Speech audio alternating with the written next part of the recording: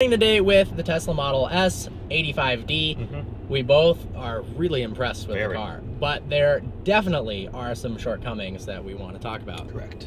First off is the styling, exterior-wise. I think they could have gone a lot more radical and extreme and make it stand out more, given how exciting and technologically groundbreaking the car itself was. They went very conservative.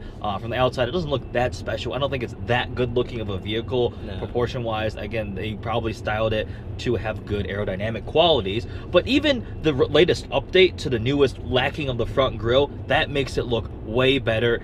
Because why do they put the grille shape on here? This car does not need airflow through a grille. It doesn't have an engine. What the hell kind of grille shape is that? Yeah, it's weird. No one has an oval grille like that. No. I don't know. It when looks it like first a came nose out, on some kind of weird bird. I always thought the Teslas kind of look akin to a computer mouse. That's what I always thought they looked like. Interesting. Yeah, but again, I am not a huge fan of that. I think the cars that compete in this class of vehicle, the new Panamera S-Class, A8, XJ, those type of cars are much more beautiful vehicles. Yeah, or on the smaller end, M5, E63. Yeah, they're way better looking. Correct.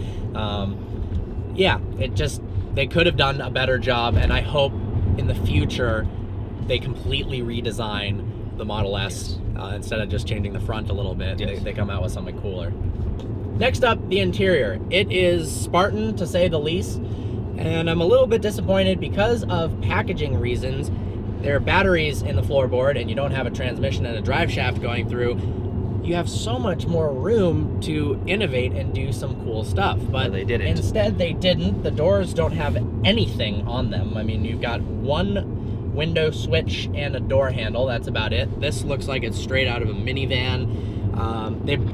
I don't really blame them, but they borrowed a lot of parts from last generation Mercedes. The big screen does make up. I feel like they just went, hey, we're gonna put a massive screen on it, and we're done. Everything else, that's it. I mean, it's really nice. We love the screen and infotainment. Yes.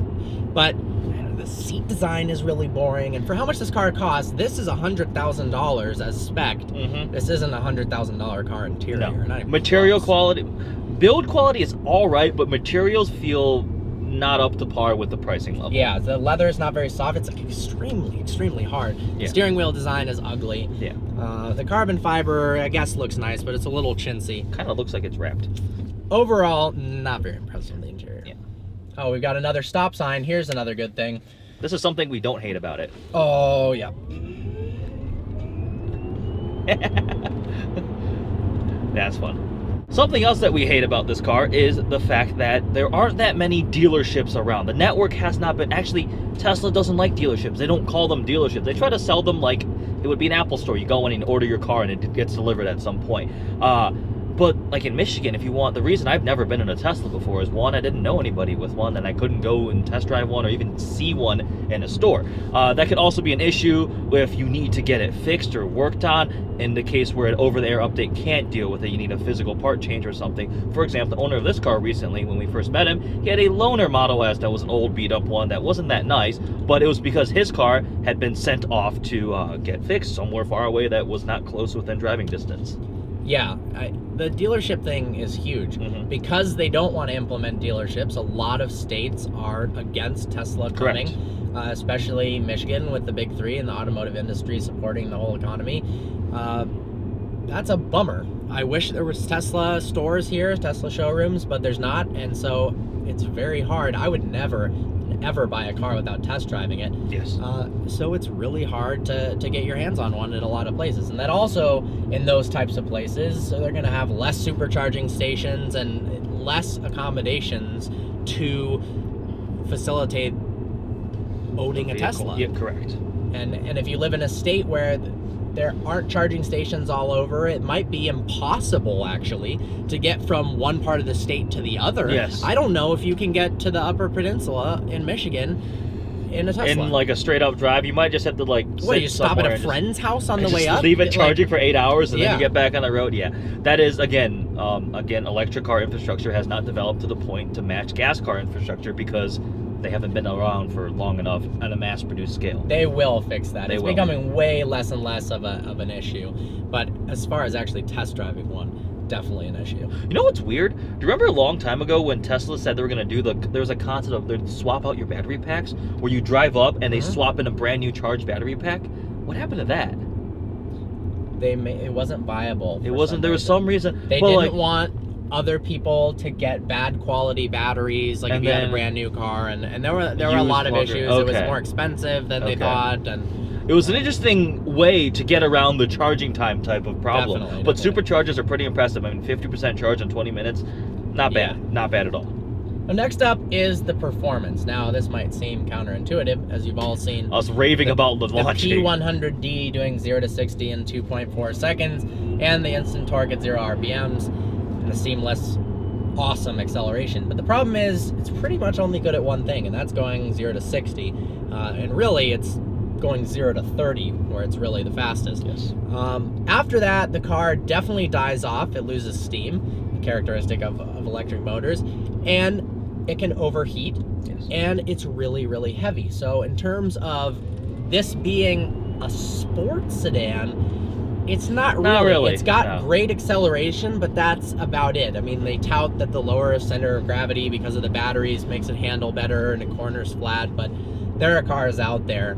I mean, a Panamera GTS handling on that compared to this, just not even close.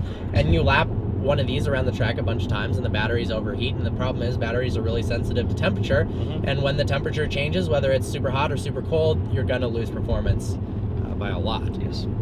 The last one is sort of a gripe with just the overall model lineup.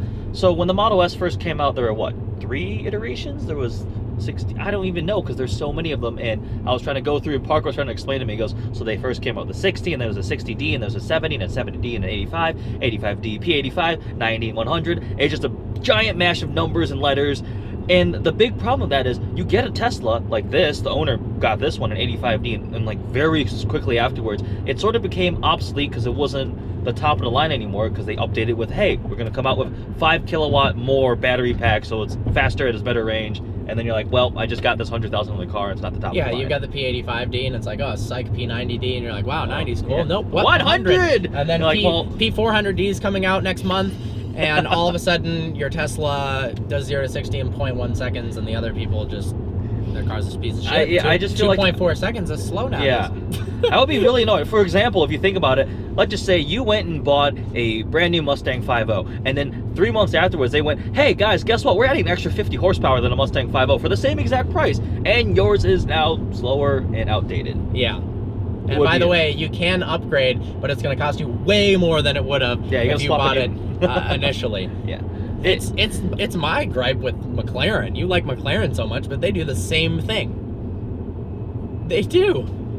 You got the 12C, and then the people who bought a 12C in the last year, and then the 650S comes out for the same price, and there was, I mean, it just screwed people. And now there's going to be a new 650S, and there's a 570, and there's 570, blah, blah, blah, blah. And there's so many numbers and letters with this car, it is pretty confusing. It's hard to find the weight and the horsepower numbers and the range on these because they change so often. Yes.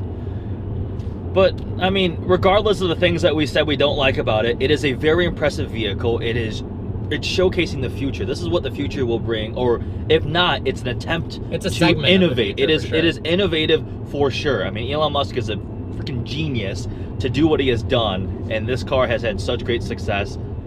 It's awesome. Yeah, I mean, in terms of alternative fuel sources, alternative ways of powering a car, Tesla has pioneered electricity as the solution. Hydrogen-powered cars haven't come through as much. Biofuels, ethanol. This is really, so far, the way things are going, and they're doing so well. Yeah. And finally, you've got a car that looks good, performs well, and there's no huge excuses not to get a Tesla, really. Other than the 5 things we just said. Yeah, those are big excuses. Well, I hope you enjoyed this video. Like always, please browse our channel and subscribe. Look forward to seeing you next video.